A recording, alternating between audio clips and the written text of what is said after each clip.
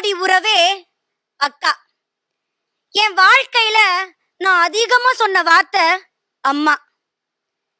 என்னை ஈன்றவளை மட்டும் அம்மா என்று நான் அழைக்கவில்லை. என்னை ஈன்றவளையும் அம்மா என்று தான் அழைப்பேன். என் அக்காவுக்கு மூத்த குழந்தை யார் தெரியுமா? நான் தான்.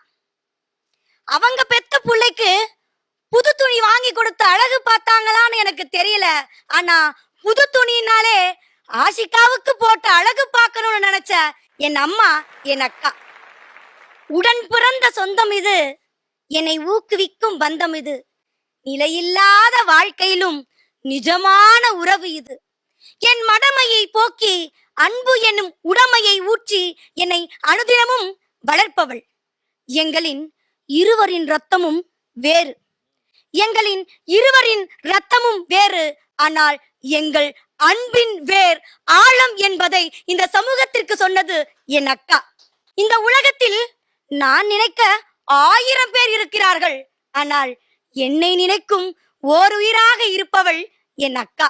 என் வாழ்க்கையில ஏமாற்றங்களும் துரோகங்களும் துன்பங்களும் துயரங்களும் என்னை தடுமாற்றிய போது என்னை தாங்கி பிடித்து தடமாறாமல் தடம் பதிக்க வைத்தவள் அவள்.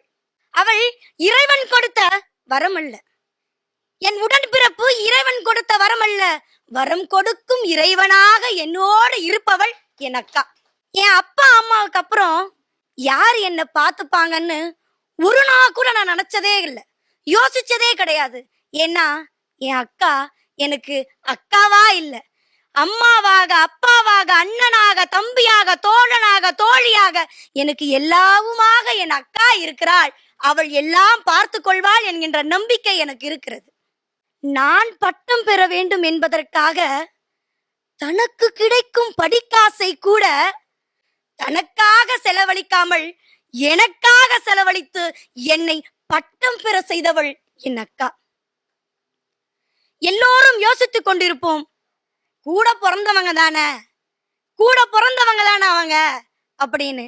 ஆனா என் உடன் பிறந்தவள் தான் என்னை உடனிருந்து உயர்த்தி பிடித்து கொண்டிருக்கிறாள். தப்பு செஞ்சா அதை சுட்டி காட்டி புரிய வைப்பவர்களுக்கு மத்தியிலே உருவத்தை மட்டும் கொஞ்சம் உயர்த்தி புரிய வைத்து விடுவாள் எல்லாத்தையும் என் அக்கா.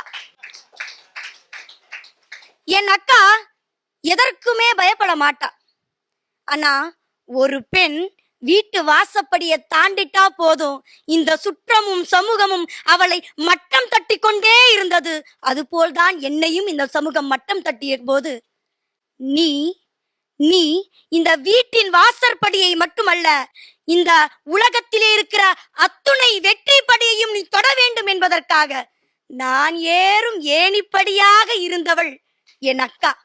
அவகிட்ட நான் கேட்க வேணாம், எல்லாத்தையுமே எனக்காக செய்வா. கொஞ்சமா நான் கண் கலங்கி கேட்டா உசுர கூட கொடுத்துருவா அக்கா. என் அக்கா எனக்கு தன்னம்பிக்கையாக இருக்கிறாள், ஏணிப்படியாக இருக்கிறாள், இப்படி மொத்தவுமாக இருக்கிறாள்.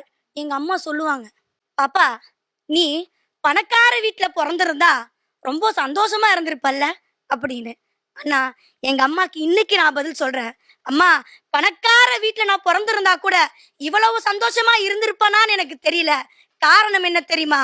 நல்ல மனம் படைத்த என் அக்காவோடு நான் பிறந்திருக்கிறேன் என்பதுதான் என் வாழ்வின் மிகப்பெரிய உணர்ச்சியை தூண்டக்கூடிய சந்தோஷத்தை கொடுக்கக்கூடிய ஒரு இடமாக இருக்கிறது. கண்ணதாசன் அழகா சொல்லுவார், கண்ணில் மணி போல மணியின் நிழல் போல கலந்து பிறந்தோமடா, இந்த மண்ணும் கடல்வானும் மறைந்து முடிந்தாலும் மறக்க முடியாதடா, இந்த உறவை பிரிக்க முடியாதடா. இத்தனையும் எனக்காக செய்யற என் அக்காவுக்கு நான் நன்றி சொல்லணுமா? நான் நன்றி சொல்ல அவள் என்ன எனக்கு அந்நிய உறவா? நான் நன்றி சொல்ல அவள் என்ன எனக்கு அந்நிய உறவா? அவள் என் தொப்புள் கொடி உறவு, அவள் என் தொப்புள் கொடி உறவு. இந்த சமூகத்திற்கு நான் ஒன்றே ஒன்றுதான் சொல்லிக் கொள்கிறேன், பணத்திற்காக பங்காளி சண்டைகள் வேண்டாம். இன்னொரு ஜென்மத்தில் அவர்கள் நம்மிடத்திலே கூட பிறப்பார்களா என்று தெரியவில்லை. நல்ல மனம் படைத்தவர்களாக உடன் பிறந்தவர்களோடு வாழுங்கள் என்று சொல்லி வாய்ப்பளித்தமைக்கு நன்றி பாராட்டி விடைபெறுகிறேன். நன்றி, வணக்கம். உங்களுடைய பார்வையில் ஆசிகாவுடைய பேச்சு.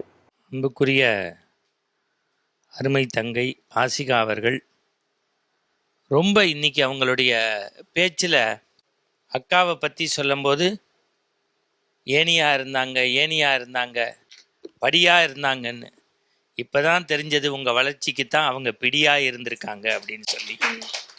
ரொம்ப தாய்க்கு அடுத்து நம்ம எப்போதுமே அப்பா இல்லாத குடும்பத்தில் மூத்த பையனுடைய பெருமையை பேசுகிற நம்ம அம்மா இல்லாத இடங்கள்ல இல்லது அம்மா செய்ய வேண்டிய கடமைகளில் அக்கா செய்யும்போது அதை அண்ணனுக்கு கிடைக்கக்கூடிய அளவுக்கு விளம்பரம் போட்டு பேசியிருக்கோமான்னா அது $1000 கொஸ்டின்.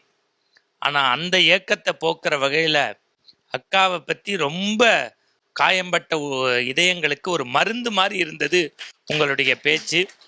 எப்போதுமே அவங்கள்ட்ட பேச்சில் ஒரு இனிமை, ஒரு மலர்ந்த மல்லிகை மாதிரி இருக்கும் அவங்களுடைய பேச்சு. அவர்களுக்கு என்னுடைய நீண்ட வாழ்த்துக்களை தெரிவித்து, உங்களுடைய அக்கா வந்திருக்காங்களா? இங்கே அம்மா வந்திருக்காங்க. அந்த அம்மாவை மேடைக்கு அன்போடு அழைக்கிறோம்.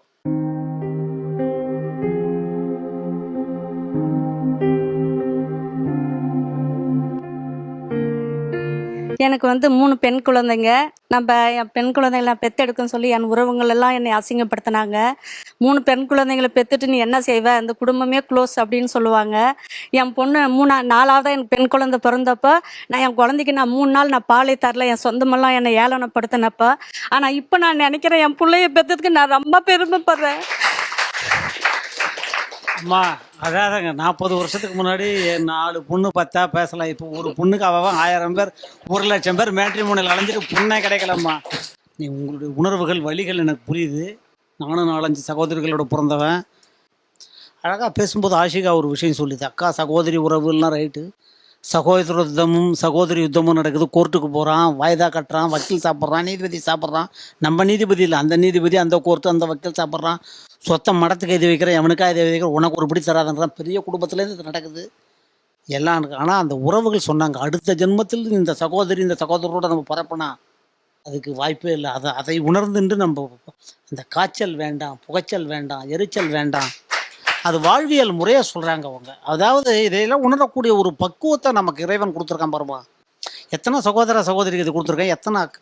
அதாவது மணிகண்டன் சொன்னார், தாய் இல்லாத குடும்பத்திலையோ இல்லை தந்தை இல்லாத குடும்பத்திலையோ தாய் இருந்தும் பெரிய அக்கா இருந்தாங்கன்னா அவங்க தான் ஈன்ற தாய் மட்டும் இல்லை, அவங்க தான் 2வது தாய். அவங்க சாதாரண விஷயம் இல்லை. அந்த உறவுகளை நீங்கள் சொல்கிறாங்க, அக்கா அப்படி இருந்திருக்காங்க, இது அம்மா இப்படி சொல்கிறாங்க 3 இப்போம்மா சீரியஸாக சொல்கிறேன். ஒரு 30-40 வருஷத்தில் 1980 80ஓட சரி 85 90க்கு பிறகு குளோபலைசேஷன், உலகமயமாக்கல், தாராளமயமாக்கல், பொருளாதாரமயமாக்கல், ஐடி எல்லாரும் போகிறாங்க. எல்லோரும் வேணும். அடுப்பூதும் பெண்களுக்கு படிப்பு இருக்குன்னு இல்லை. போகிற போக்கில் பார்த்தா நீங்கள் பெண்ணுன்னு இவெல்லாம் எங்கேயோ அட்ரஸ் தெரியாமல் சத்யன் தேட்டரில் விசில் அடிச்சுன்னு கிடக்குறான். அதெல்லாம் வேறு விஷயம் இன்றைக்கி நடக்கிறது. இன்றைக்கி இப்படி ஒரு பெண்ணை பெற்று வச்சுட்டு, இதுக்கு சகோதரியை பிடித்து வச்சுட்டு, உங்களுக்கு பொண்ணு இல்லை வயத்தை கழுவி மாணிக்கத்தை பத்திருக்காங்கன்னு அவங்க ஊரில், அதுக்கு உங்களுக்கு கிடைச்சிருக்கு. எனக்கு உடன்பிறப்பு 3 பேர் அக்கா தங்கச்சிங்க. என்னை எல்லாமே அவங்க ஏமாற்றிட்டாங்க. ஆனால் என் வயிற்றில் பிறந்த 3 பொண்ணுங்களும் அந்த சொத்து ஈடு கிடையாது. அன்பு, பண்பு, பாசம், உலகம், உறவு எல்லாமே என் 3 பிள்ளைங்க நாங்கள் தான்மா உனக்கு அப்படின்னு சொல்லி எனக்கு ரொம்ப பெருமையாக இருக்குது. இங்கே பேசுனவங்க எல்லாருமே பெரியப்பா, அம்மா, அப்பா, தாத்தா, பாட்டி, அத்தை, மாமா, அவங்க உறவுகள் பற்றியும் அவங்க கஷ்டத்தை பற்றியும் எல்லாருமே இங்கே பேசுறதுக்கு ஒரு வாய்ப்பு கொடுத்த இந்த தொலைக்காட்சிக்கு நான் ரொம்ப நன்றி சொல்கிறேன். ஆனால் இந்த அக்கா அப்படின்ற ஒரு இதுக்கு என் உடன்பிறப்புங்களுக்கு இல்லாமல் என் 3 பொண்ணுங்களும் நல்ல அன்பு பாசத்தோடு இருக்கிறத பார்த்து நான் ரொம்ப பெருமைப்படுறேன் சார். பாருங்க, தாயை போல பிள்ளை, நூலை போல சேலை. அந்த ஒரு வார்த்தையை குழந்தை அழகா சொன்னா. அவ அதட்டி கேட்டா உசுர கூட கொடுத்துருவான்னு இல்லை. ஆனால் நிஜத்தில் இங்கே பேச்சுக்காக என் பொண்ணு பேசலைங்க சார். என் பொண்ணுங்க நான் இறந்துட்டாலையும் என் பொண்ணுங்க என் பாப்பாவுக்கு அம்மாவாக இருப்பாங்க. அந்த மாதிரி குழந்தைகளை பெற்று எடுத்ததுக்கு எனக்கு அது சொத்தே தேவையில்லை. என் பிள்ளைங்க தான் எனக்கு சொத்து. நான் ரொம்ப சந்தோஷப்படுறேன் சார். ரொம்ப இன்னும் நீங்கள் பல்லாயிரம் ஆண்டு காலம் எல்லாம் வல்ல ஆண்டவனுடைய அருளை பெற்று 3 குழந்தைங்களோட இந்த 4வது குழந்தை எல்லா செல்வ செழிப்போடு வாழ எல்லாம் வல்ல இறைவனை வேண்டி நீங்கள் வந்திருந்து வாழ்த்தியமைக்கு சங்கரா உங்களுக்கு தலைவணங்கி நன்றியை சொல்கிறது. நன்றி, வாழ்த்து.